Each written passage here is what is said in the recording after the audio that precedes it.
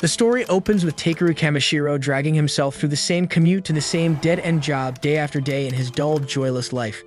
People always told him that sticking to routine was the path to happiness, but deep down, a part of him longed for something different, just like everyone. One evening, as he stares at a strange scene flickering on his television, he suddenly finds himself transported somewhere completely unexpected. Then a mysterious man appears before him, claiming to be overseer of the entire solar system. Kamishiro stares in bafflement and asks if that makes him some sort of alien. The figure shakes his head, saying he's closer to a deity, then shows Kamishiro a planet known as Megius. No matter what is tried, Megius fails to prosper and its civilizations rise and collapse over and over again. The cycle of failure has lasted too long, and the man has decided on a radical approach. He's gonna hit the planet with just one single drop of water because even that tiny amount can stir up massive waves that flip the world upside down. And to Kamishiro's shock, he has been chosen to become that drop of water. Kamishiro is overwhelmed by the weight of this duty, but the deity calmly explains that he's no longer alive anyway. If he refuses, his soul will simply fade into nothingness. But to sweeten the choice, the deity offers him abilities and any powers he desires. He starts by granting Kamishiro magic and an endless supply of mana, but then he stops and asks what else Kamishiro wants for himself. At once, Kamishiro's fear turns to excitement. Grinning, he declares that he wants a cute harem to join him on this journey. To his delight, the deity assures him that he'll meet them eventually, then continues stacking on more perks. He enhances Kamishiro's search skills, allows him to earn money by selling harvested materials, and gives him a special bag that can hold everything he gathers. He also grants him universal language comprehension, along with resistances to strengthen his defense. Before long, Kamishiro's form begins to fade, and his transfer is about to begin. The deity pauses, wondering aloud if he might have overloaded Kamishiro with too many blessings, but it's too late to undo them. Still, unease flickers across his face when he glimpses the partner Kamishiro is destined to meet, so he questions whether it will truly be alright. Kamishiro panics at his words, but there's no time left for answers, and the deity only tells him that everything will be fine, just before Kamishiro vanishes. A second later, Kamishiro opens his eyes in a brand new world, now inside a brand new body. He has no real clue what the hell he's meant to do, so he heads off to find a spot where people are. Before long, he comes across a village, but quickly realizes he won't be able to buy food without any cash. That's when he remembers the deity had boosted his search ability so he could track down materials to sell. Kamishiro tries activating the search magic, but nothing happens, leaving him disappointed. After a second thought, he realizes he was pronouncing it wrong because the moment he says it correctly, glowing symbols appear all around him. These markings highlight where materials are located, and when he says the word scan, more detailed information shows up. Thrilled with how useful the ability is, Kamishiro feels lucky when the very first item he picks up turns out to be ranked B. He then spends more time collecting everything that pops up under the ability, but most of them end up being junk. Almost all are marked as E rank, though one strange shiny rock catches his attention.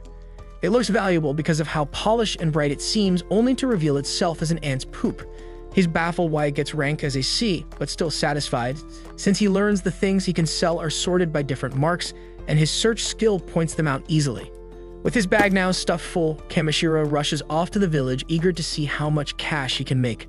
At the gate, the guard assumes he's a knight because of how ridiculously tall he is, but Kamishiro quickly explains he's just a material gatherer. The guard, who introduces himself as Marlowe, says that kind of work is rare, and though the village doesn't have a shop specialized for materials, they do have a general store. So our boy heads straight there, and when he shows the shopkeeper the poop, the man's eyes practically sparkle. He identifies it as droppings from a hammer anteater, and is absurdly impressed by its perfect shape and rich color. Praising Kamishiro for finding such a fine specimen, he offers him 5 gold coins for it. Kamishiro has no idea what that's worth, so the shop owner explains, a single night in the inn costs 500 raves and 1 gold coin equals 1,000 raves. Kamishiro quickly calculates in his head and realizes the man's about to pay him the equivalent of 50,000 yen for literal crap. When Kamishiro accepts, the shopkeeper gets overly excited and even rubs the damn thing on his cheek like it's treasure, making Kamishiro stand there in disbelief that someone is cherishing a freaking ant poop.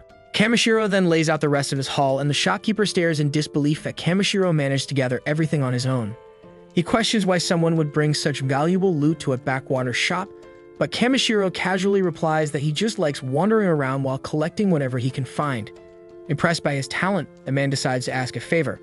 He explains there's a vein of mithril hidden in the nearby mountains, and he wants Kamishiro to retrieve it. Kamishiro lives for adventure, so he agrees. The man then counts out 360,000 raves for the lot. Doing the math nearly knocks Kamishiro out cold, because that's about 3.6 million yen.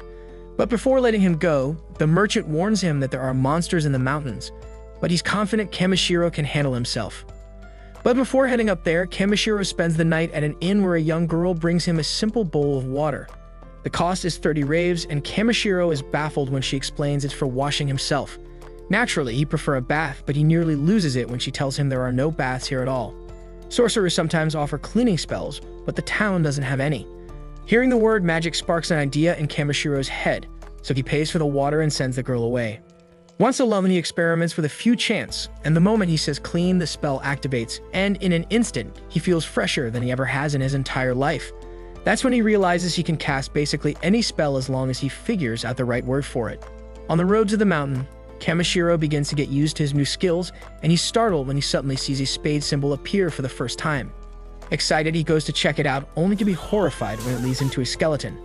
His ability even reveals the person's name, their rank, and details of their past, and what stands out most is a family amulet lying beside the remains. His magic shows that it was handmade by the man's mother, and when Kamishiro reads the letter tucked inside, his chest tightens. It's a heartfelt note from the man's sister begging him not to overwork himself. Feeling he can't just walk away, Kamishiro carefully buries the skeleton before moving on to another area. There he creates a protective barrier, tosses several herbs he picked earlier into a bowl, adds seasoning, and finishes it off with some meat. When he takes a sip of the stew, Kamishiro is blown away by how good it tastes. Laughing to himself, he declares that getting thrown into another world might just be the best thing that has ever happened to him. Soon, Kamishiro arrives at the Forest of Ancient Dragons, a deadly region crawling with dangerous creatures. Kamishiro then casts a light spell to illuminate the symbols around him, but he notices there's no aura anywhere. He doesn't even spot a single animal, and he wonders if maybe it's because he reeks so badly. Kamishiro just rolls with it since it means nothing will jump him, and he exhales in relief when the edge of the forest comes into view. Unluckily, it also happens to be the end of the ground under him, and Kamishiro plunges straight off a cliff. He frantically blurts out every magic word he can think of, but none of them do shit.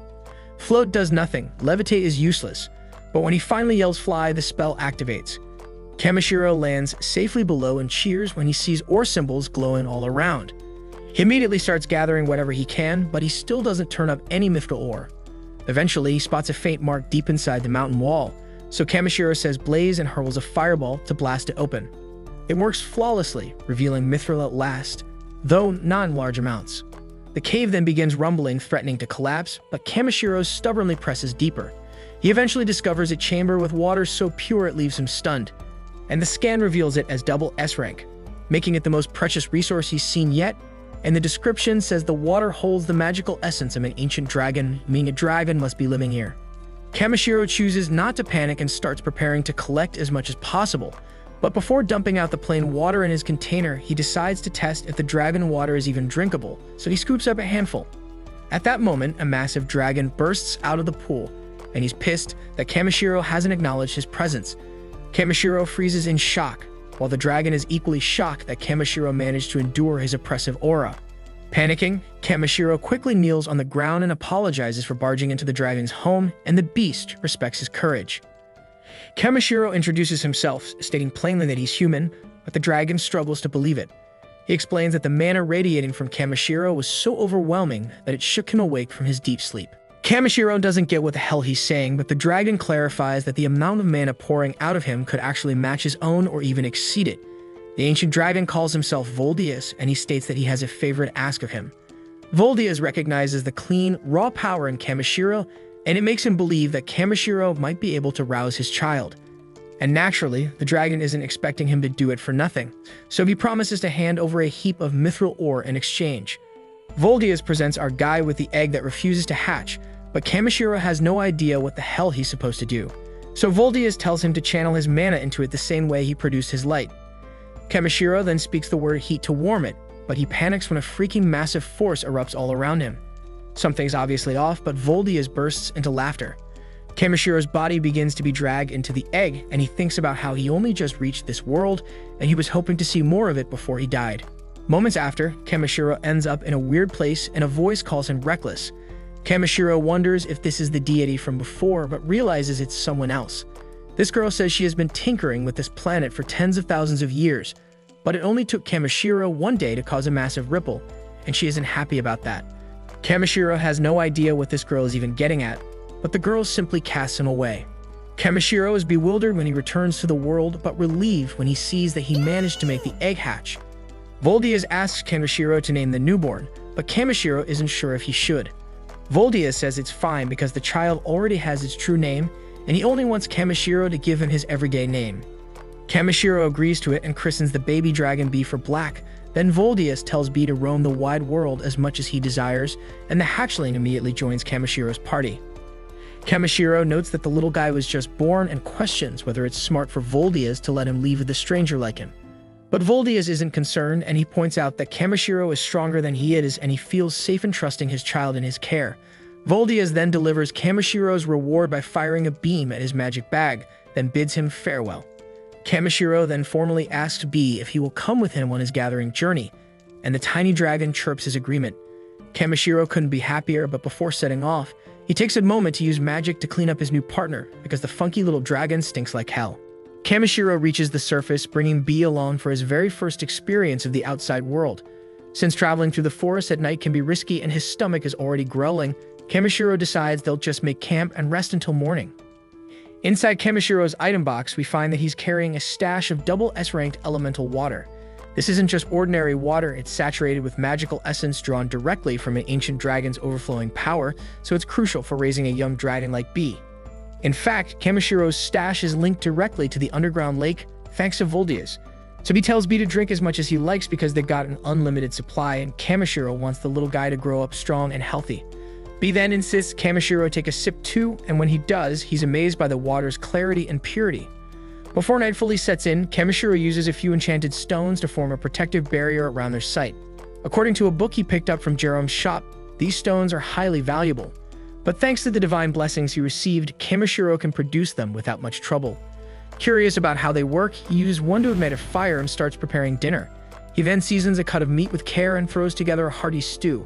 It's only his second attempt at cooking this dish, but it tastes so good he feels like he could eat it every day. B can't stop staring at the bubbling pot, clearly mesmerized by the aroma, so Kamishiro serves him a portion and warns him to wait because it's still hot. But the impatient hatchling dives right in and ends up burning his tongue. Acting like a proper guardian, Kamishiro cools it down first, and this time B is able to enjoy every bite. With a full belly, B winds down peacefully, and Kamishiro feels relieved knowing he can eat solid food too, because it means he won't be surviving on water alone, and Kamishiro can start trying new recipes for them to enjoy together. Kamishiro then wonders if B misses his father, but B responds by gently hugging him. Kamishiro gets the message that it doesn't matter where they are as long as they're together. The little dragon's affection is enough to make anyone melt, and Kamishiro finds it hard to believe that something so small is classified as a B-rank threat. And that's not even mentioning B's wild skills and stats. Still, Kamishiro's not too focused on that because what matters is that B is still a child and children need direction and care. Switching into full parent mode, Kamishiro gently reminds B that even if he's stronger, that doesn't give him a free pass to act recklessly. He also mentions that Voldias would definitely be upset if anything happened to him, but B is already fast asleep. The following day, Kamishiro climbs his way back up the cliff he originally fell from and arrives at the same forest as before. This time, however, the place looks far less eerie than it did last night, leaving him puzzled over what might have changed while they slept. He shrugs it off, figuring it must be one of those strange enchanted forests, and makes his way back inside. Now seems like the perfect moment to do a little resource hunting, so Kamishiro reminds himself to look for materials around rank C. Activating his detection skill, he scans the area and sees glowing symbols appear above several items nearby, and he collects plenty of intriguing materials. Right then, B suddenly rushes over behind him, visibly shaken. Kamishiro triggers his scan again, but this time he tunes the ability toward locating hostile creatures. This exposes at least 7 foes in the vicinity, which is vastly different from the last time he was in the forest when there were none. Back then, Kamishiro figured his stench had been keeping things away, so now he assumes the scent must have faded. But regardless, they're in danger, and Kamishiro decides that clearing out monsters won't be a bad thing. There'll be good training, and there's always the chance they drop something useful. Right then, things escalate as a massive rock falcon swoops in from behind. It's listed as a C-ranked beast, but Kamishiro doesn't feel even slightly intimidated, and it actually looks pretty adorable compared to the nightmare that was Voldias. His ability shows a readout on the bird, and apparently its meat is incredibly fatty and sweet. That instantly grabs his attention because in Kamashiro's eyes, the creature just transformed into a giant walking ingredient. Wasting no time, Kamishiro throws up a protective barrier around himself and Bee, then conjures a barrage of ice lances. While he doesn't enjoy taking lives, he tells himself that if it's for survival, he has no choice. With that resolve, he fires the projectiles, piercing the bird with precision and celebrates fresh, high-quality meat secured. Bee nervously warns that the rest of the monsters have shown up, but Kamishiro only sees them as bonus ingredients. Before the beast can strike, he chants quick to boost his speed and reduction to lighten his frame. Launching into the air to avoid the first attack, Kamishiro coats both arms and legs in a hardening spell and slams down onto one of the monsters. His punches carry far more force than he expected after being reinforced, and his kicks are quite effective too as he smashes another wolf. Kamishiro is pleased with this new tall frame of his because kicks are far more effective with his extra long legs. After mowing through the rest of the pack, he pauses for a breather and begins collecting the mountain of premium meat he just earned. After collecting the materials, Kamishiro notices more monsters starting to close in from the distance. Realizing that pushing forward through constant combat isn't realistic, he pauses to think of a way out. Bee, overhearing his concern, flaps over and attempts to carry them both away, but it's not exactly easy. Kamishiro suggests trying a different tactic, but the determined hatchling refuses to give up and starts lifting his human companion with all his strength. Kamishiro is genuinely impressed by Bee's power and decides to help by casting a reduction spell on himself to make his body lighter. The result is a bit too effective, and the two end up soaring high into the sky. While calmly floating upward, Kamishiro tells Bee they're gaining too much altitude. In response, Bee lets go, causing Kamishiro to scream as he free falls toward the ground. But thankfully, Bee catches him just in time before he hits the earth, and Kamishiro is just relieved they both made it out safely. A quick glance at the map confirms they traveled quite a long way, and he thanks Bee for his effort in getting them away from danger. Kamishiro reminds him that he's only human, so maybe next time the dragon should take it a bit easier, but Bee clearly doesn't understand what the fuss is about. Kamishiro brushes it off and says it's fine, then adds that he'll be depending on Bee again when the time comes. Delighted by the compliment, Bee squeezes Kamishiro in a hug so strong it nearly crushes him. As they continue walking, Kamishiro comments that the village is still several days away. Bee, however, seems far more interested in a stick Kamishiro has in his hand. It's just a branch he picked up earlier, but when Kamishiro scans it with his ability, it's revealed to be from Yggdrasil, the mythical tree of legend and ranked at doublest grade. Right then, Bee seems to get an idea and starts breathing all over the branch. Kamishiro watches in confusion, unsure what the little guy is up to, until suddenly the branch begins to transform into a staff. Apparently, Bee's breath is saturated with mana, and by enveloping the branch with it, he triggered its hidden potential. Now Kamashiro's left holding a fully formed magical staff, and he's told everyone he's just a low-key material collector, so the thought of being spotted carrying something like this makes him uneasy. It looks awesome, but Kamashiro's not exactly trying to look like some flashy spellcaster. Suddenly, a distant growl echoes through the trees, prompting Kamishiro to warn Bee to stay close. The sound is intense, so whatever's out there doesn't seem friendly.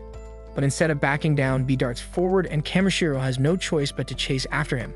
Bee gestures towards something up ahead, and Kamishiro is startled to discover an elf lying injured on the ground. At first glance, it looks like she might have been attacked by some creature, but the girl quickly clarifies that's not the case. Her stomach lets out an earth-shaking rumble, and Kamishiro realizes this is the terrifying beast he was worried about.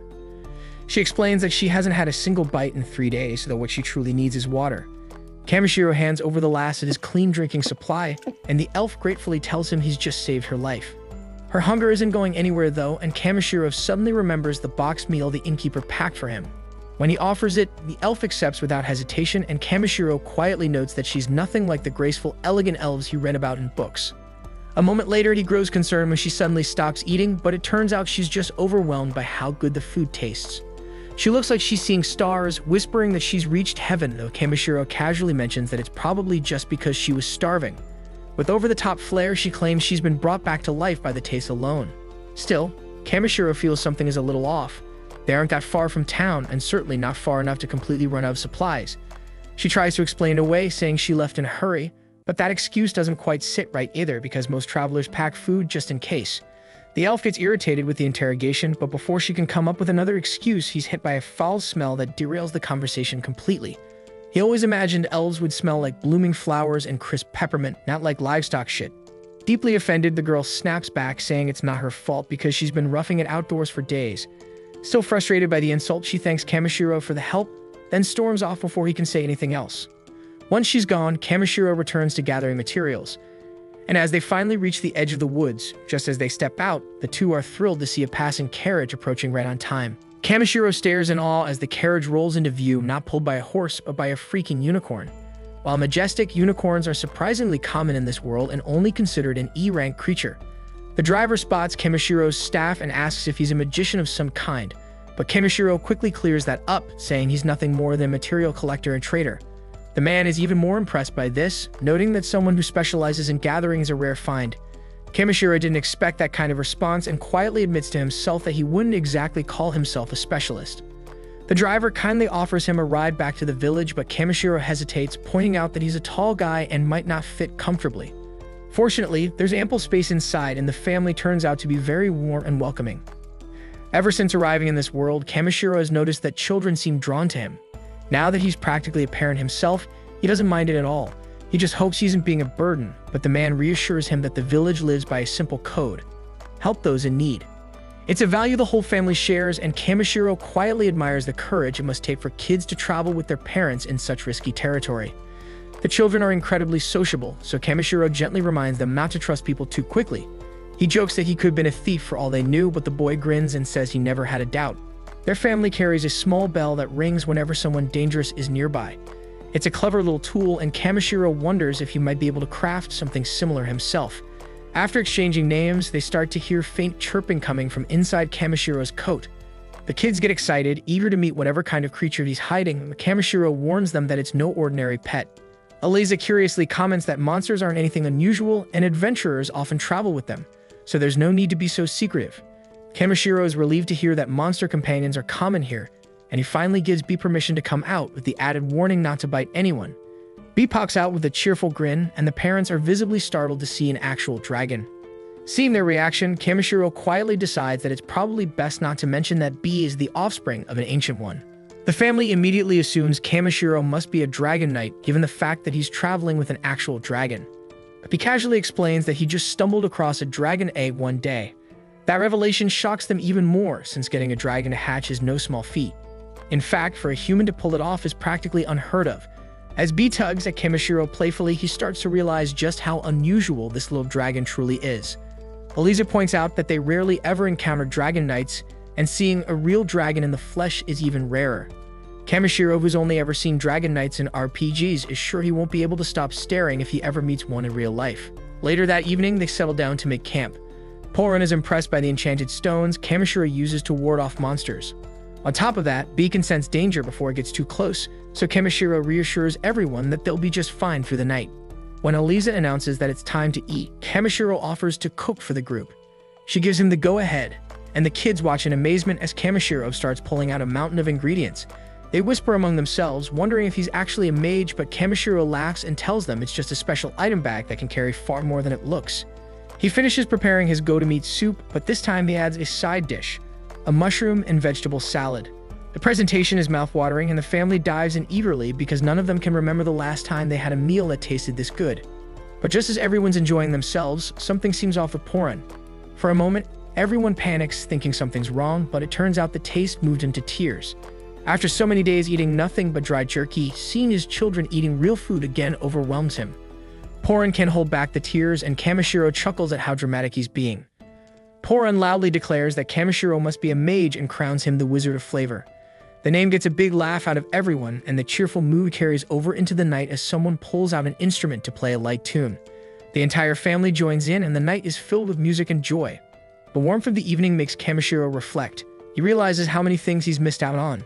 Sitting down to eat with others, laughing together, and enjoying the moment, it's a completely different feeling from eating alone in silence. For the first time since arriving in this world, Kamishiro feels a genuine laugh escape his chest.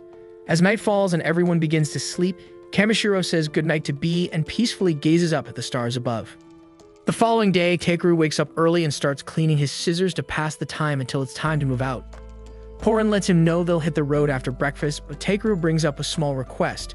He's never had the chance to drive a carriage before, so he asks Porin if he can give it a shot. Porin doesn't see a problem with it and hands over the reins without hesitation. Not long after, they reach the village.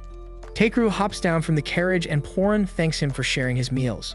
But Takeru insists he's the one who should be grateful. After all, he didn't have to walk the whole way back by himself. With that, Poran and his group ride off, and as they disappear into the distance, Marlowe watches them go and quietly remarking that spring must finally be here. Takeru raises an eyebrow at the comment and asks what he means, so Marlowe explains that Poran is a weaver by trade. Every year he travels south to warmer lands for work, and the trip is always hard on his family. Since he can't hunt during those journeys, they barely get by on scraps, which explains why he was so thrilled to try Takeru's cooking. Realizing what Poran goes through, Takeru starts to feel lucky because his ability to collect ingredients and materials has made things much easier for him. Later that day, Takeru visits Jerome's shop to hand over the materials he had been tasked with collecting. As a small experiment, he quietly slits one piece of magic-infused mithril ore, the kind he picked up from the dragon's lair, into the batch of regular mithril, just to see how Jerome reacts. The shopkeeper takes his time, carefully inspecting every piece. Eventually, he pauses and points to the odd one out, declaring that it must be a rare magic-infused mithril.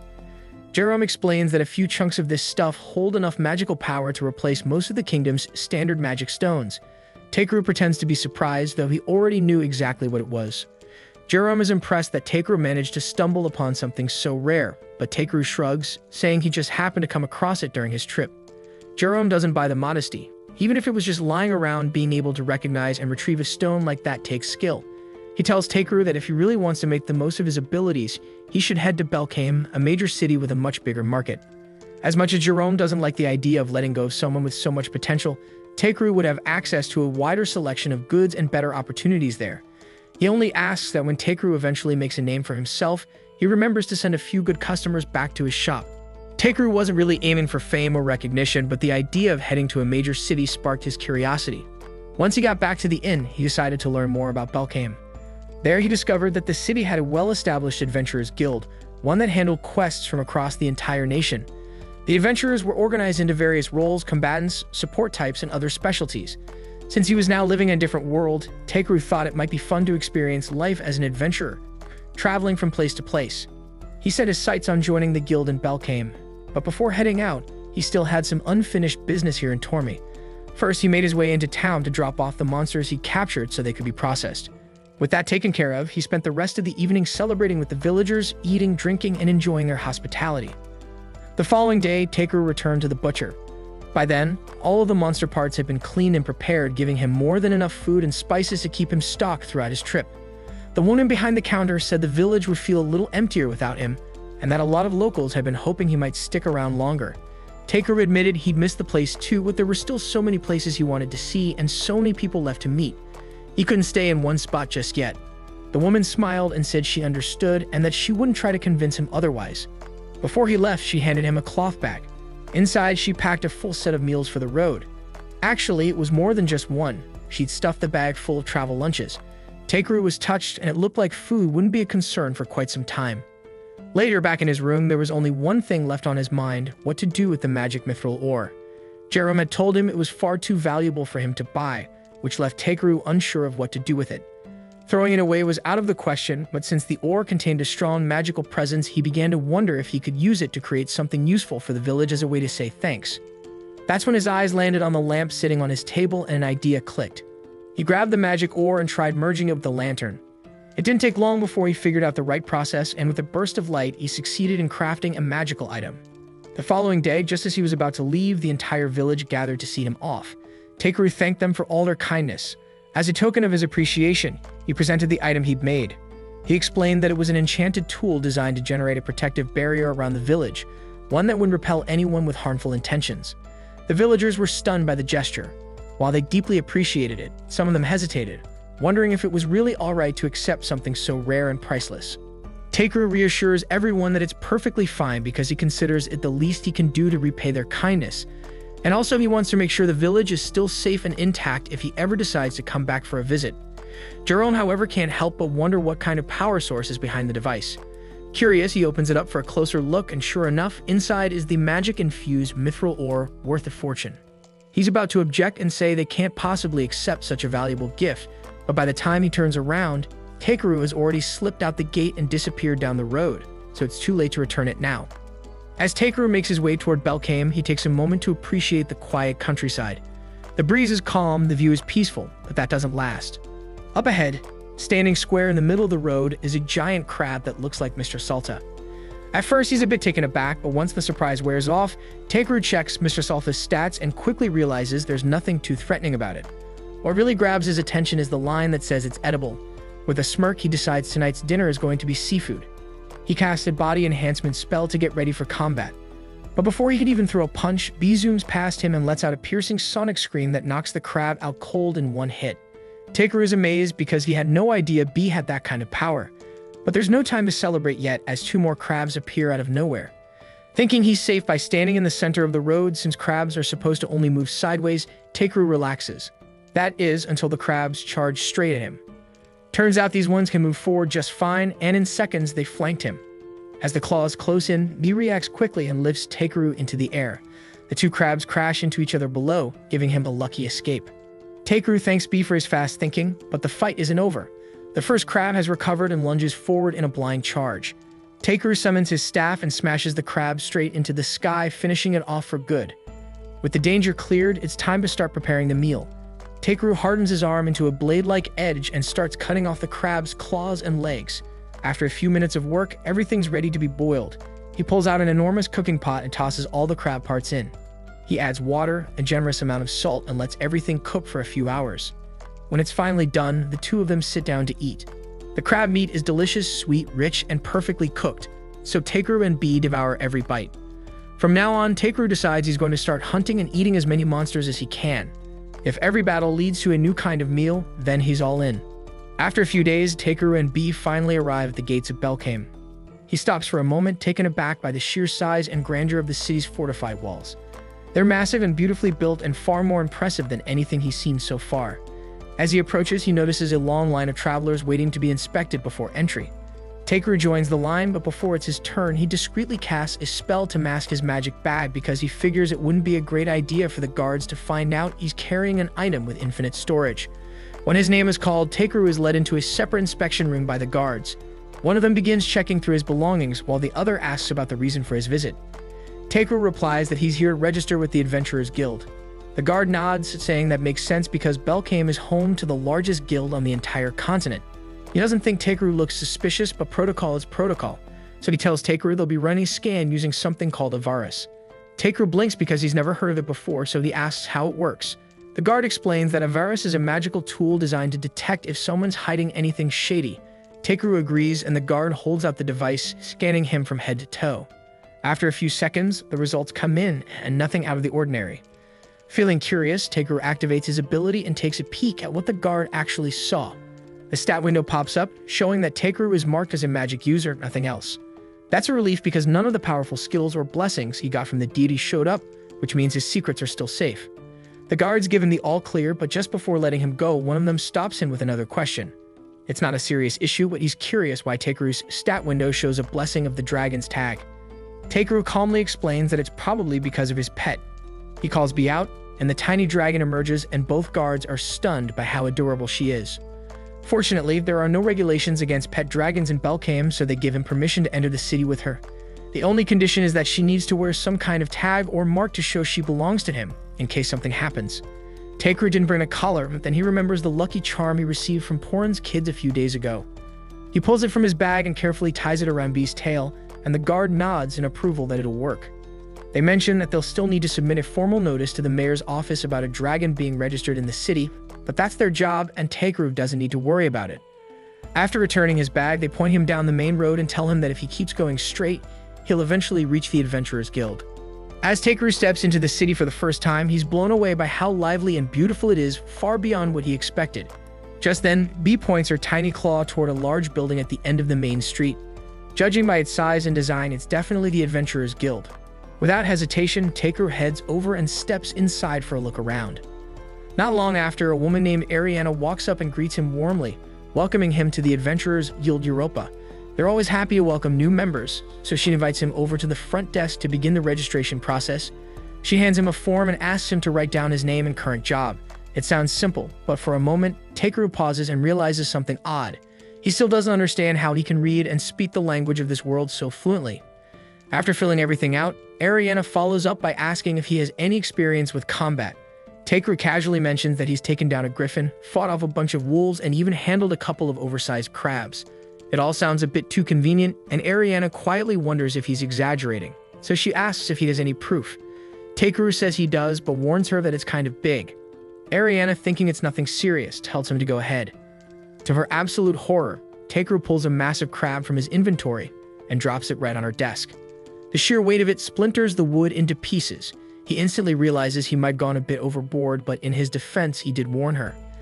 All the other adventurers quickly gather around to see what's going on. The guild master arrives, asking what the commotion is, so Takeru deadpan replies that he just wanted to show Ariana his crab.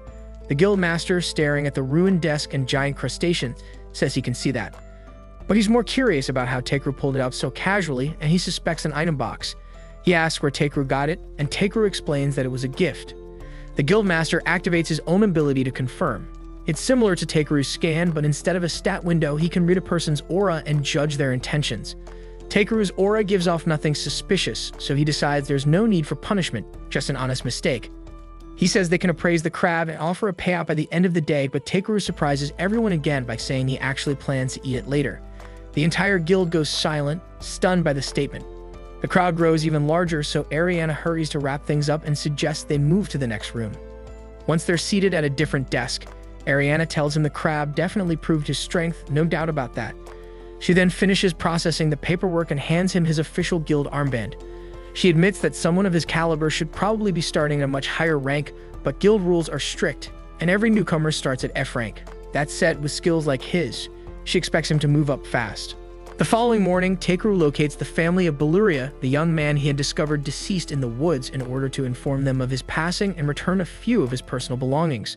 Beluria's family is heartbroken, especially since they had warned him not to go adventuring, but he was determined to do so to afford medicine for his ailing father. Takeru can clearly see that the father is still gravely ill, and feeling the weight of their loss, he wants to find a way to support them. Later, he visits the guild to sell a collection of herbs, and the clerk is visibly impressed by the sheer size and quality of the mushrooms and leaves he's brought in. Right then, Ariana shows up looking for Takeru, and it seems he's gained a strong reputation around town lately, as several new job postings have specifically requested him by name. Takeru is glad to know that people hold him in such high regard, but with limited time, he explains to her that he'll only accept a few tasks for now. Following that, Takeru heads to the bathhouse for a long, soothing soak, and a short while later, Clay arrives and takes the spot directly beside him. Takeru is caught off guard by his appearance, since Clay usually doesn't show up around this time, but he mentions that rain's on the way, so he wanted to bathe early. While they're there, Clay brings up a question and asks if Takeru knows how to use healing magic, since there's been talk that he treated a sick man in the slums free of charge not long ago. Takeru confirms it's true, and Clay is genuinely shocked to hear it, considering that most healers ask for a hefty payment. As Takeru reflects on it, he begins to wonder whether the healers who do charge might hold a grudge against him for upsetting their business, but the fact that this is his only concern makes Clay chuckle. He then urges Takeru to take the official rank assessment so he can move up in rank, but Takeru replies that he's content with how things are and has no real desire to climb any higher. Clay recognizes that Takeru has a laid-back nature, but still cautions him that maintaining such a low profile could eventually attract the wrong kind of attention.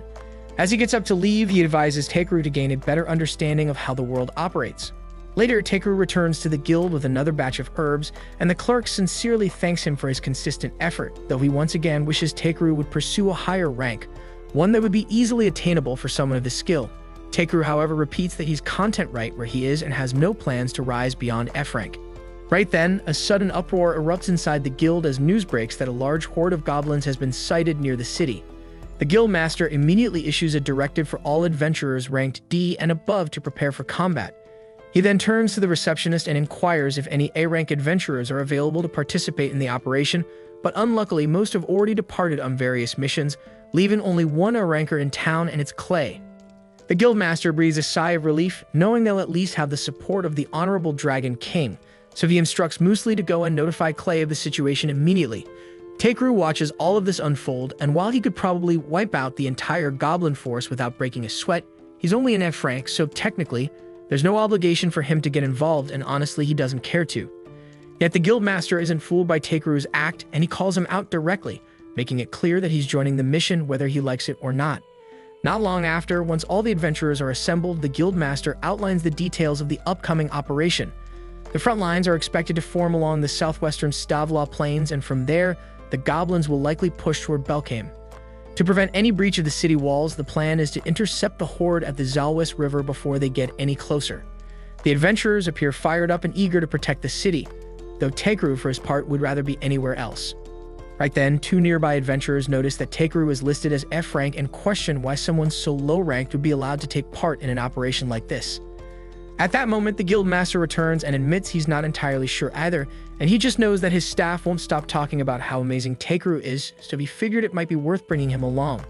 He acknowledges that he can't officially compel an F rank to join a combat operation, and doing so would put the Union on his back, but there's no rule against asking one to collect valuable monster materials in the field. With that, the guildmaster walks away and Muesli approaches to apologize to Takeru.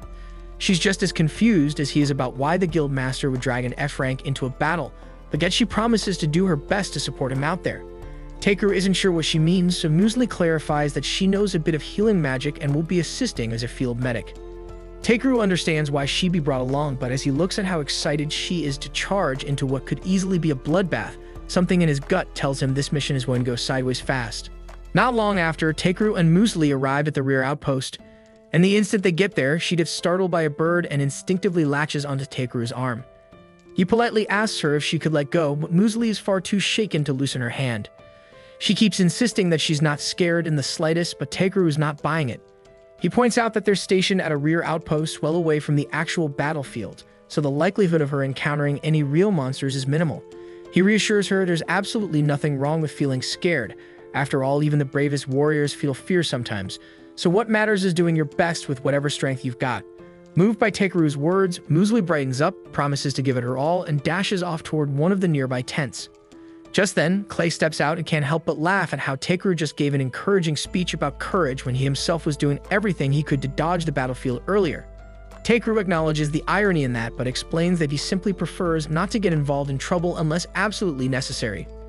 And speaking of staying out of fights, Takeru was surprised to see Clay lingering at the rear base because he expected him to be out front with the others. Clay admits that some old wounds have started acting up and his body isn't holding up the way it used to. Takeru asks if he's referring to the scars he noticed on his back at the bathhouse. Clay tenses up for a second, expecting Takeru to judge him for carrying such disgraceful marks, but Takeru seems unfazed.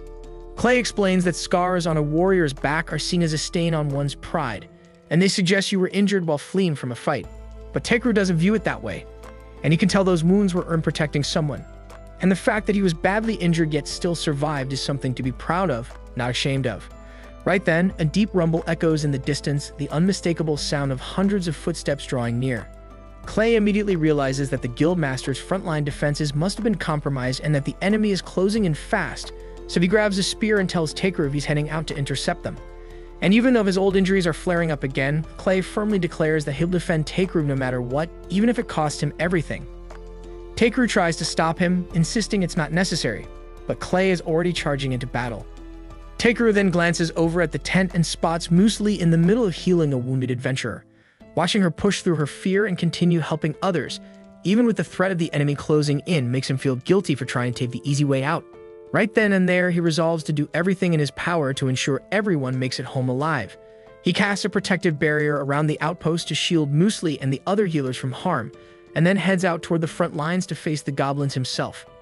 Out on the battlefield, the adventurers are doing everything they can to hold the goblin forces back, but at this pace, it's only a matter of time before the goblins break through and invade the city. Suddenly, Takeru charges onto the field and punches one of the goblins with such force that it gets launched straight into a big rock. It honestly unsettles Takeru to be fighting against humanoid creatures, but he doesn't have time to dwell on the morality of it, so he calls on B to handle the rest. B takes to the skies and unleashes a lightning spell, frying every goblin in the area in one powerful blast. With the threat neutralized for now, Takeru rushes over to check on the others and asks what happened. Diego explains that their formation had been holding strong at first, but the situation turned the moment a high-ranking goblin surgeon appeared. From there, everything started falling apart, but luckily Clay arrived just in time and managed to drive the goblin surgeon away. But in the chaos that followed, the group became separated from him, and now they have no idea where he is or if he's even still alive. Takeru immediately goes off to look for Clay, and near the edge of the forest, we finally find him, but barely standing and locked in a desperate fight against a swarm of goblins. Clay manages to take out a few using his spear, but the pain from his old injuries is flaring up badly, and it eventually brings him to his knees. The goblins seize the opening and rush him from behind. But before they can strike, Takeru arrives just in time and electrocutes them on the spot, saving Clay's life. Clay is stunned to see Takeru and yells at him to leave, insisting that it's far too dangerous to be here. But Takeru quickly points out that Clay's the one suffering from a serious injury and shouldn't be pushing himself this hard. Right then, the two hear the ominous footsteps of the goblin surgeon drawing near. It suddenly charges at them, but both manage to leap aside just in time. Retreating would be the safest option, but there's no way they'll outrun the goblin surgeon now. Despite the intense pain coursing through him, Clay plants his feet and takes a battle stance. He says he'll hold the goblin off long enough for Takeru to escape because no matter what, he refuses to let his friend die out here. Takeru is genuinely moved by Clay's determination, so he suddenly asks if those scars on his back carry any emotional significance.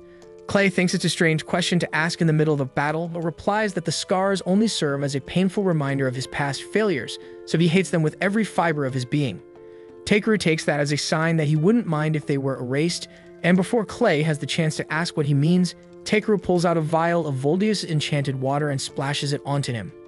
He then casts full-body healing magic over Clay, intending to erase the scars completely. However, it ends up triggering an unexpected side effect because while the scars do disappear, it also causes Clay to evolve, turning his body pitch black. Neither of them has a clue what just happened. Clay is stunned by the transformation, but the pain from his old wounds has vanished, and he suddenly feels stronger, far beyond what he thought possible. Driven by adrenaline and curiosity, he charges at the goblins to test his new strength. And within seconds, he annihilates the entire enemy horde effortlessly without even breaking a sweat. At night, Clay visits Takeru's room and he's reverted back to his usual appearance, but he can still feel a powerful energy simmering inside him. He demands to know what exactly Takeru did to him earlier, so Takeru casually explains that he used some ancient dragon magic water as a catalyst and followed it up with healing magic. Clay stares at him baffled and asks how in the world he even knows an ancient dragon. Takeru reveals that Voldius is actually B's father, so technically, B is an ancient dragon too. Clay sits down, overwhelmed by what he's just heard. He's deeply thankful for what Takeru did for him. But it's clear that no ordinary person could pull off something like that, so he looks Takeru straight in the eye and asks who he really is. Takeru hesitates for a moment, realizing he may have revealed a bit too much, but then again, no one ever told him he had to keep it secret, and Clay's someone he trusts. So he decides to be honest and tells Clay that he's not from this world. Clay freezes, unsure if Takeru is being serious or joking. Takeru sits him down and walks him through the entire story, his reincarnation, his journey, and everything in between. Clay finds it almost too absurd to be true, but considering all the supernatural things Takeru's done so far, it actually starts to make a weird kind of sense. He promises to keep Takeru's origins secret, but warns him to be more careful in the future, because casually modifying someone's body isn't exactly a minor thing. The following day, we see Takeru accompanied by a young woman named Ribble, who happens to be the one managing the shop. He asks if she happens to have any gatherer scissors in stock, as his current pair is worn down, but she unfortunately informs him that she doesn't carry those. However, she does know a highly skilled blacksmith who could craft a new pair for him, though in return he'll need someone to collect specific materials first. Takeru expresses interest in hearing the job details, so Ribble starts guiding him toward her boss's workshop. As they make their way through the halls, Takeru catches sight of several blacksmiths working diligently in the forge. He's clearly impressed by their craftsmanship, and Ribble agrees wholeheartedly, admitting it's why she dreams of becoming a skilled blacksmith herself and forging a legendary blade worthy of a hero someday. Eventually, they arrive at the workshop, and Ribble proposes the idea of having Takeru gather some Ildra ore, the rare mineral required to forge the sword. But her boss shuts it down instantly, saying there's no way he's letting a gatherer venture into those damn mines. Ribble pushes back, suggesting he should at least consider it, and the two begin arguing while Takeru remains confused, having never even heard of Ildra ore. The boss explains that his refusal is due to the mines being infested with monsters, and there are even rumors of demons lurking deep inside, so he can't in good conscience let Takeru take that risk. Ribble admits that the number of miners has recently dropped, but the boss figures she conveniently left that part out when talking to Takeru. He tells her bluntly that any blacksmith willing to endanger others for personal ambition has no right to wield a hammer. Realizing her mistake, Ribble sincerely apologizes to Takeru and tells him to just forget about it. But despite the risk, he still seems intrigued and asks whether Ildra ore is truly the only material capable of making the sword. Ribble confirms that it is, so Takeru offers to gather the ore in return for a specially crafted pair of scissors. The boss turns to him and asks if he even paid attention when they mentioned the monster threat, but Takeru calmly replies that he's capable of handling anything down there, so they shouldn't worry. To prove it, he pulls out one of the crab claws he's kept with him. a beast even B-rank adventurers would hesitate to face. And seeing that, the boss begins to realize Takeru might actually be up to the task. Takeru heads out right away toward the Ryuhai mines, and during the trip, the other passengers in the carriage begin chatting about how odd it is that all the poisonous herbs in the region vanish overnight. Takeru grows a little uneasy, suspecting he may be the cause for over-harvesting, but he quickly brushes the thought aside. A short while later, the carriage drops him off, and he notices he's near a horse farm, so he decides to take a quick look around. While there, he spots the elf girl he encountered earlier, and it looks like she's in the middle of a disagreement with the farm owner. She apparently requested a white horse that could soar through the sky, but the farmer is now showing her a massive raven instead. The farmer explains that in this area, the word horse is used more as a general term than a literal one. Basically, anything that can carry cargo qualifies as a horse, whether it's an actual horse or a freaking giant bird. Realizing the misunderstanding was her fault for not being more specific, the elf apologizes for causing a scene. The farmer assures her it's not a big issue, but if what she truly wants is a white Pegasus, then her best bet would be to look in the Dwarven Kingdom. Without any hesitation or preparation, she immediately sets out in that direction. Meanwhile, Takeru resumes his journey, and as he walks through the forest, he notices the area is full of valuable plant ingredients. He even stumbles upon a patch of moongrass and takes a few minutes to collect some. But just as he's about to leave, he hears a familiar low growl coming from nearby. When he goes to investigate, he finds the same elf girl from earlier slumped against a tree, once again on the brink of starvation. He quickly gives her some food and water, which she gratefully accepts. She then extends her hand to thank him with a handshake, but she still reeks terribly, and Takeru decides he's had enough of the damn stench, so he casts clean on her to freshen her up. She introduces herself as Vereda Brolite and sincerely thanks him for helping her now and for what he did before. Takeru tells her there's no need for thanks and turns to leave, but Brolite stops him, saying she wants to repay his kindness. Takeru explains he didn't help her expecting any reward. Still in that case, Brolite insists on traveling with him to assist however she can. Though Takeru tries to decline, she won't take no for an answer, so he ultimately lets her tag along. Over the next few hours, Takeru continues collecting herbs from the forest, and Brolite does her best to help, though she mostly ends up gathering a bunch of completely useless stuff, like shit literally. After a while, it comes time to set up camp, so Brolite offers to gather some firewood. Takeru tells her there's no need, as he already has a few fire magic stones he can use instead. But Brolite points out that it's important to leave signs of a real campfire in places like this because it helps let other travelers know the spot is safe to rest. Takeru admits she makes a valid point, so Brolite disappears into the woods, and not long after, she returns carrying a massive log slung over her shoulder. Takeru tells her they can't exactly burn something that large for firewood, but Brolite simply replies that she's not finished yet. Without hesitation, she tosses the log into the air, draws her blades, and slices it into dozens of smaller pieces in a single swift motion. Takeru is genuinely impressed, not just by her technique, but also by the fact that her weapons are A rank, which is a first for him to see up close. Later that night, Takeru prepares a pot of soup, and the moment Brolite tastes it, she's completely stunned because she's never had anything so delicious before. As they enjoy their meal, she asks if he's heading to the Dwarf Kingdom too, so Takeru replies that he's on a mission to gather Ildra ore from the Ryuhai mines located there. And as for Brolite, she explains that she's on a quest to find a white Pegasus because it's her sister's biggest wish to see one, and she's determined to make that happen. That being said, she's just enjoyed another delicious dinner thanks to him, which means her debt has grown even more, and she insists she must repay him. So Takeru asks if he can hire her as a bodyguard, since there's still a lot about adventuring he's unfamiliar with. Brolite gladly accepts, saying she'd be more than happy to protect him. And for the first time, Takeru realizes that when she's not half-starved or collapsing from exhaustion, Brolite actually looks quite beautiful. Unfortunately, he doesn't get much sleep that night because both Bee and Brolite snore incredibly loudly, making it nearly impossible to rest. The next morning, they continue on their journey until they spot the Dwarven Kingdom just across the river. Once they arrive, they head straight to a nearby tavern to enjoy some of the local cuisine. They're served a dish of roasted meat wrapped in jupes, a Dwarven specialty. Takeru tries it and instantly falls in love with the taste, and Brolite agrees it's just as good as her friend described. Curious, Takeru asks what kind of friend she's referring to, and she explains that it was a lizardman she once knew. He laughs, saying what a coincidence that is because he also knows a lizardman, and coincidentally, he's been sitting right behind them this entire time. Takeru is caught off guard to see Clay here, and Clay immediately asks why Takeru left town without giving him any prior notice. Takeru proceeds to explain the entire situation, and although Clay understands, he points out that Takeru's current rank is still too low to officially take on a task like gathering Ildra ore from the mines, meaning he won't be able to submit it to the guild for proper evaluation. He then asks if Takeru is at least getting a decent reward for his efforts, and Takeru replies that Grusus has agreed to craft a high-quality pair of scissors for him in return for the ores. Clay is momentarily speechless, clearly thinking that's a lopsided deal, but Takeru insists that a reliable pair of scissors is crucial for any serious gatherer. If Takeru genuinely feels satisfied with that as his only compensation, Clay sees no reason to argue. However, he says he'd like to tag along on the mission. He was already planning to head into the city to get his spear repaired anyway, so he suggests Takeru just consider it a slight detour. But before Takeru has the chance to turn him down, Berlin unexpectedly chimes in, suggesting Clay take on the role of Takeru's bodyguard as well, so it seems like Takeru is now stuck with their company, whether he likes it or not. The following day, they make their way to the gates of Vosrol, and they're met with a lengthy line outside, so it looks like they'll be waiting quite a bit to get in. That is until Takeru notices Clay speaking with the guards nearby, and a few minutes later they're waved past the crowd and granted direct entry, thanks to Clay's reputation.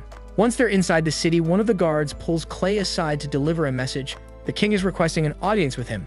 This completely surprises Takeru because he had no idea Clay was on a first-name basis with the ruler of the Dwarf Kingdom. Clay brushes it off, saying the story is kind of long, but the guard interrupts and says it's actually pretty straightforward. Apparently, Clay once saved them from the Thunder King Zengum, and ever since he's been celebrated across the kingdom as a hero. Clay, however, insists he didn't actually do much. The dwarves are master craftsmen when it comes to forging weapons, but unfortunately, they weren't able to wield them effectively to defend themselves, which left them vulnerable to being enslaved by a demon.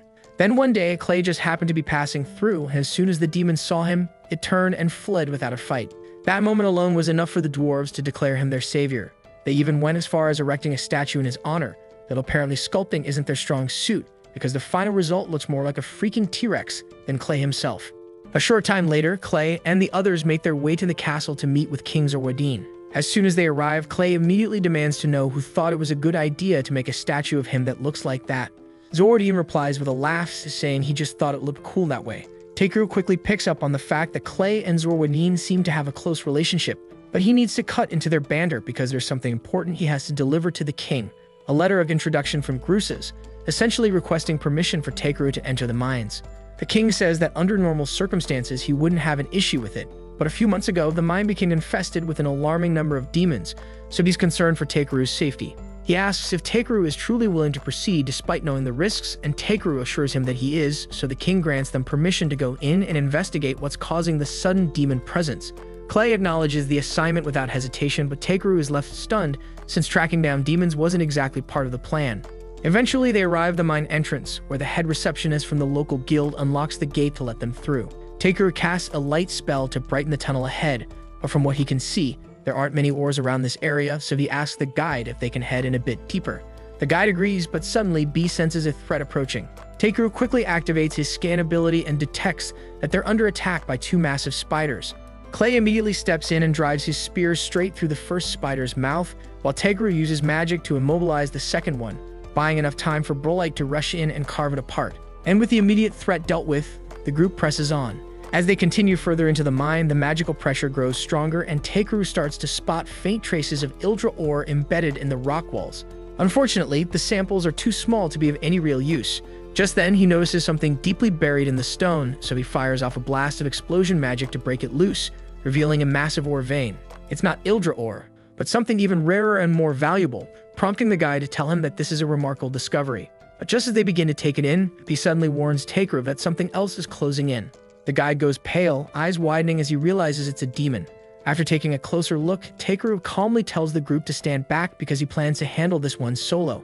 Not because he holds a grudge against demons, but because this particular demon is actually a giant crab, and both he and B are already thinking about how good it's going to taste.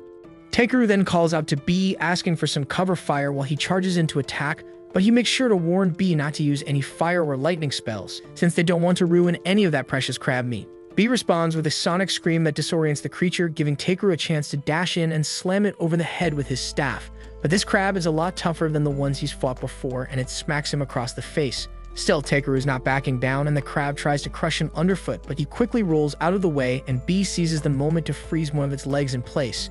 That sparks an idea, so Takeru forms a barrage of ice needles and launches them at the crab, freezing it solid on the spot. Brolite is blown away by how quickly Takeru managed to bring the beast down, but Clay is absolutely fuming, and he demands to know why Takeru went after the thing solo. Takeru admits he might have gotten a little ahead of himself, and says he didn't want Clay or Brolite stepping in because if they use their nasty weapons, it might ruin the meat. Clay is stunned that Takeru actually intends to eat the monster. Still, he sets that aside and reminds Takeru that he's here as his bodyguard, which means it's his job to fight and protect him no matter what. He urges Takeru to start relying on his teammates more often, and even though Takeru had no real trouble dealing with the crab on his own, he acknowledges Clay's point and offers a sincere apology, promising to count on him more in the future. Clay is happy to hear it, and says that if Takeru plans on eating the crab, they'd better get started dragging out of there. Sometime later, Takeru and the others have moved the crab's body and are now busy mining. They've already cleared out the visible gems, but Takeru thinks there's a decent shot they might uncover a bigger ore vein if they keep digging. The guide accompanying them is beyond grateful because Takeru didn't just take out the demon that had been terrorizing the mines, he also helped discover a fresh supply of valuable resources, and the guide has no idea how they'll ever repay him. Eventually, Takeru and his group return to the castle to meet with the king, and Zambo takes the lead in reporting their success. The king listens in amazement as Zambo goes over Takeru's achievements, and as proof of the story, Zambo encourages Takeru to show him the crab monster he caught. Takeru checks to make sure he really wants to see it, and once the king nods, he opens his item box and sets the massive crab down right in front of him. The king is stunned by the sheer size of the monster and tells Takeru he definitely deserves a reward for handling it so well, so Takeru asks if he can keep the crab's body as his reward. The king finds the request a little odd, but he has no objections and happily agrees. After some time, Takeru and the others exit the castle, and both he and Bee are practically drooling at the thought of the mouth-watering crab feast waiting for them. And above all that, its sturdy shell will make an excellent base material for the pair of scissors Takeru requested earlier, so overall the trip ended up being a big win for him. And things get even better the following morning when the king has a white Pegasus prepared as a gift for Brelite since he heard she'd been searching for one. The king also had Clay's spear reforged and upgraded, and he's clearly satisfied with the result. Brelite announces that she needs to head home as the Pegasus is technically a gift from her sister, and she expresses her heartfelt thanks to Takeru for everything he's done. He tries to brush it off and tells her it was nothing, but she insists that she'll find a way to repay him, even if it takes her a lifetime. Afterwards, Takeru and Clay return to the guild, and Ariana greets them the moment they step through the door. She's relieved to see Takeru back safely, but she's caught off guard when she notices Clay with him, so she immediately asks if the two of them have formed a party. Takeru is about to explain that they just ran into each other by chance, but before he can say a word, Clay cuts in and confidently declares that they have indeed formed a party. Ariana lights up at the news, and before Takeru can correct her, she's already off to inform the guildmaster. Takeru turns to Clay and asks why he'd say something like that, but Clay shrugs and says there's no harm in it. He knows Takeru is not your average human, and he clearly has a knack for stumbling into all kinds of trouble, so Clay figures someone's got to be around to keep him in check. As much as Takeru dislikes being cornered into things, he admits to himself that having Clay as a partner might not be so bad after all. The two of them then sit down for a proper chat, and before long, they officially agree to form a party, which they call the Azure Black Brigade. After that, Takeru heads over to the smithy to drop off the materials he gathered. And the moment the shop owner lays eyes on all the raw Ildra Takeru brought in, he's absolutely floored. Takeru begins to worry that something might be off, so he had assumed that bringing pure Ildra would be more valuable than regular Ildra ore. But now he's beginning to doubt himself. He asks if they'll still be able to complete the project using the Ildra he delivered, and both Ribble and Gruses are instantly moved to tears. They never imagined they'd ever get their hands on such an untainted form of Ildra. Takeru feels relieved that they're pleased with what he brought, though he certainly wasn't expecting such an emotional reaction. Once the two finally compose themselves, they turn to Takeru and explain that while they're incredibly grateful, there's simply no way they could afford to pay him for the full value of this much pure Ildra. But Takeru quickly tells them not to worry about money, since what he really wants is a custom-made pair of scissors forged just for him. And before they get started on that, he asks them to use this Ildra to craft the finest sword they've ever made, one worthy of winning the upcoming swordsmithing contest. About 2 weeks later, Takeru is at the tavern enjoying a cold mug of beer when he's suddenly interrupted by Wade. Wade says someone important is looking for him, and they left behind a letter requesting a meeting. Clay takes one glance at the seal on the envelope and immediately recognizes it as the crest of the House of Lusilvach. Wade goes on to explain that the letter is from the local lord himself, and Takeru doesn't like where this is going, because it already sounds like the kind of headache he'd rather avoid. He starts thinking up excuses to dodge the meeting, but Wade reassures him that while the man is noble, he's not the uptight or overbearing type, so there shouldn't be any trouble. Trusting Wade's judgment, Takeru opens the letter to see what it says. Inside is a formal invitation for both Takeru and Clay to visit the Lord's manor so he can personally bestow honors upon them. Clay is caught off guard that his name was included too, but Wade explains that the Lord likely heard the two of them had recently formed a party and decided to invite them as a pair. While the idea of being honored sounds nice on the surface, Takeru has a feeling this whole ceremony is just a convenient excuse to get him to show up. Clay agrees, suggesting that the real reason for the invitation might be Bee, Since baby dragons are extremely rare, the Lord probably just wants to lay eyes on one. That idea sets Takeru on edge, and he doesn't want to risk someone trying to take B away from him. But Wade assures him that the Lord wouldn't pull anything like that, and more importantly, he doesn't even have the authority to claim someone's pet. Takeru is still a bit uneasy, but after thinking it over, he decides to go, so he and Clay hop into the noble's carriage and head toward the manor for the meeting. As they head toward the manor, Takeru starts to notice that a lot of people are staring, but Clay tells him that's perfectly normal. After all, it's not every day someone gets summoned to the Lord's estate. Takeru asks why that is, and Clay explains that if the Lord chooses to back you, your entire career as an adventurer can shift dramatically for the better, so it's something almost every adventurer dreams about. Once they arrive, Takeru is struck by how massive and elegant the manor is. At the front entrance, they're greeted by Raymond, the head butler of the estate. He politely welcomes them and leads them inside, right past the grand foyer. Takeru spots a line of maids waiting to greet them, and he's genuinely impressed by how polished and coordinated everything seems.